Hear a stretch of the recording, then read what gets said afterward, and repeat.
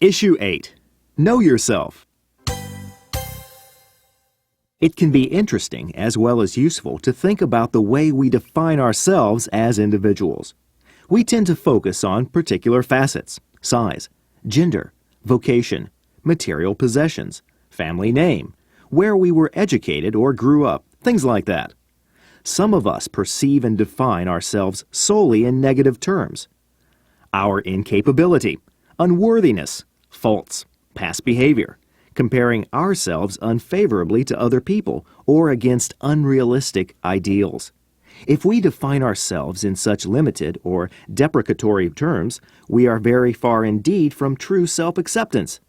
In my own case, I try to recognize and acknowledge the whole me. That includes the sum of all my experiences, good and bad. It concerns my present reality, not the me I want to be or hope to be, nor the me I think others see, and certainly not the former me who no longer exists. By taking a hard, cool appraisal of myself, I am able to make sound decisions about my life and where I need to go. Comprehension.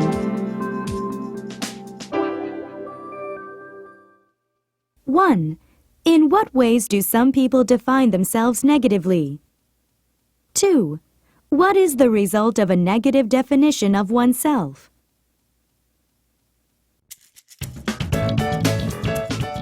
Let's talk.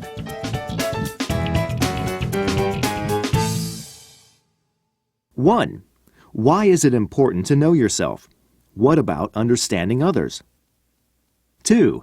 Define yourself. Who are you? What are you? Apply as many criteria as you can. 3. We all know it is important to know oneself, but some will argue that it is more important to know how others think of us. Do you agree? Why or why not? 4. Are the following things important when we define others? A. Appearance.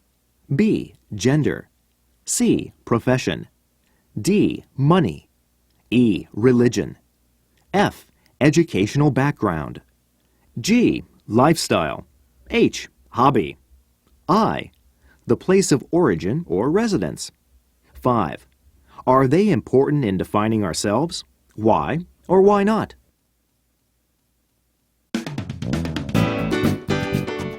Opinion samples.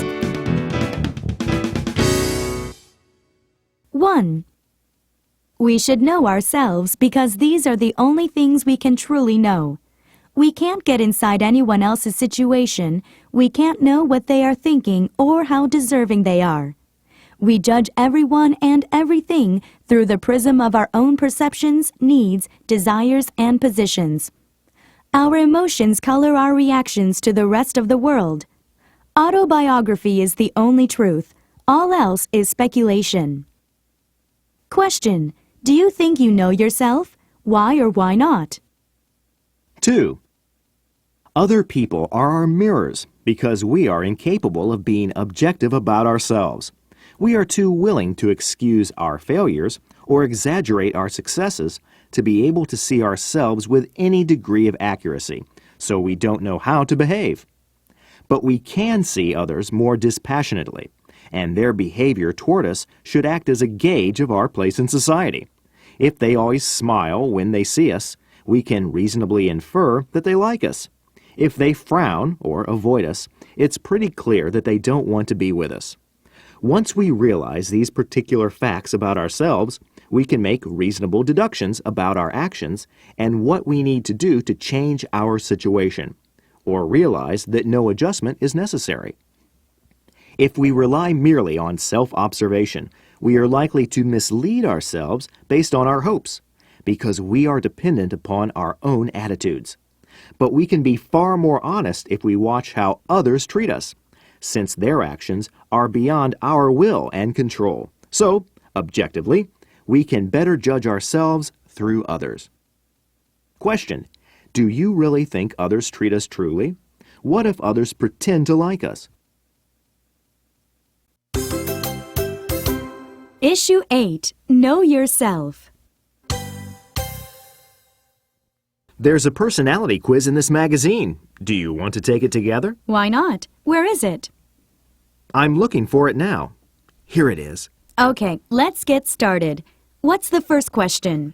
If you had an afternoon to yourself, would you rather read a book on philosophy or take a walk on the beach? Well, obviously I'd rather read. People shouldn't waste time being idle if they can improve their mind. Really? I always pictured you as more the outdoors type. Just goes to show you how much you know. Okay, number 2. Have you ever traveled to another country? Why, many times, of course. I never knew that. Where did you go? Is that the next question? No, I was just curious. Then let's go on. We can chit-chat later. All right then. In the course of a year, do you spend more money on makeup, healthcare products, or books? You should know that. The right answer is books. What about all that money you spent on cosmetics last week? That was last week. It said over the course of a year, didn't it? Yes, it sure did. Well, over an entire year, I spend lots more money on books than on frivolous things like makeup. But I never see you reading anything. Do you have me under surveillance or something? No, of course not. Then you don't know how I spend all my time, do you? Let's go on to the next question. Do you feel that you are an honest person? Absolutely. Why would anyone ever say no to that? When you take these personality quizzes, do you try to answer the way you really feel or the way you think you should? It's like any other game. High score wins, right? There isn't any score. It's just a way of trying to find out who you really are. I know who I am, but it's also important to know what you should be, don't you think? Questions. 1. How many questions do you think the woman answered honestly? Why do you think so? 2. What is her attitude toward taking personality quizzes? 3. Try to describe her personality with at least 5 adjectives.